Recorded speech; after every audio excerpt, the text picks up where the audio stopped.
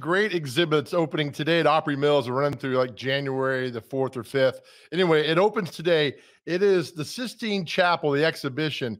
And if you've never been to the Sistine Chapel, well, they're bringing it to you, and it's remarkable, absolutely remarkable. So we got a kind of behind the scenes tour last night of what's going to be happening over there. And if you've ever wanted to go to the Sistine Chapel over in Italy, all you got to do is go to Opry Mills in Donaldson, and you will see it.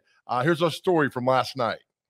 This is Michelangelo's Sistine Chapel, the exhibition, and how this all came about is our CEO, Martin Bialis, about 10 years ago, he did a visit to the Sistine Chapel at the Vatican in Rome. And I don't know if you've been there, but if you have, they kind of push you through in about 15 minutes. You can't take any photos whatsoever.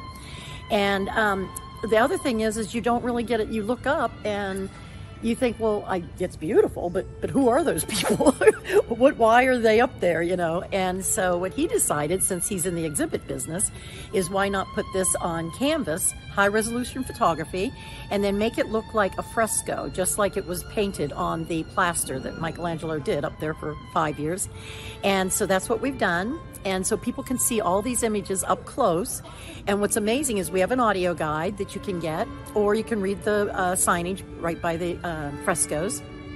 And what that does is it tells you who these people are in history and what significance they played and why Michelangelo and the Pope chose these particular subjects to paint.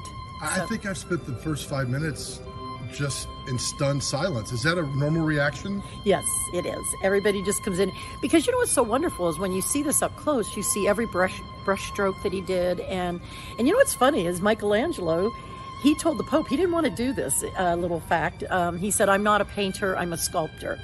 And the Pope said back in those days he was the ruler, so he said, "No, you will do this for us." And so he did it for the church.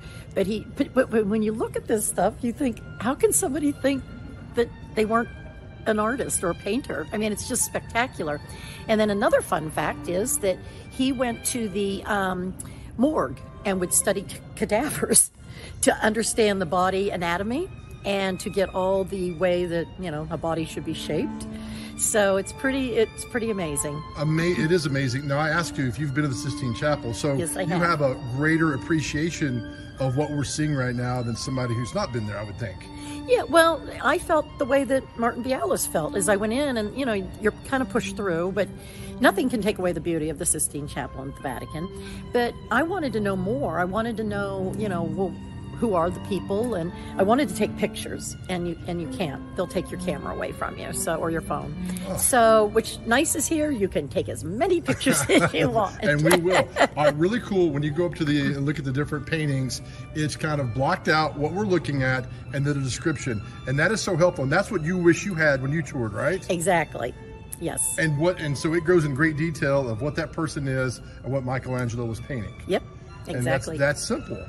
And we also have a wonderful attraction here is the little theater that we have, and we have this comedian and an animated Michelangelo character, and it's hysterical, and they interact with each other, and but it gives you I don't know, a lot of facts and information, and sometimes that can be boring, but this is done in a fun way because the comedian is interacting with a Michelangelo character. That's very good. What do you hope people take away from this?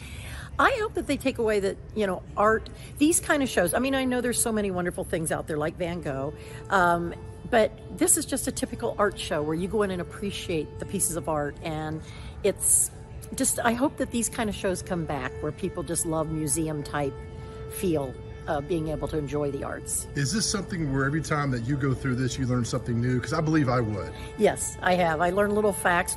Another fact I learned at my last stop is on the Last Judgment, when you go down there, Michelangelo, he did a little Alfred Hitchcock where he put himself in the painting. There's over 400 characters in the Last Judgment, and he's one of them. And when you go down there, you'll see it's kind of a shrinking image, and it's a prophet holding on to him, and he's sinking down to hell, and the prophet is trying to take him to heaven because he always felt like he wasn't a good person, but he felt like maybe there was something redeeming about it, that because he did this for the church. I mean, this was 10 years of his life. 5 years with the original 33 frescoes, and then for the Last Judgment, it took him another 5 years. So 10 years of his life giving to the church. So he felt like there was a redeeming quality that maybe he will get to go to heaven. Well, I hope so. Again, it's remarkable how, I'm not sure my camera gives it the just of how beautiful it is in here. Well, thank you. I know, it's breathtaking. And each time you look at it, you discover something new in each of the paintings. So perfect. Thank you, ma'am. Thank you so much. Beautiful. Opens today at Opry Mills. Check it out. It's really, really cool.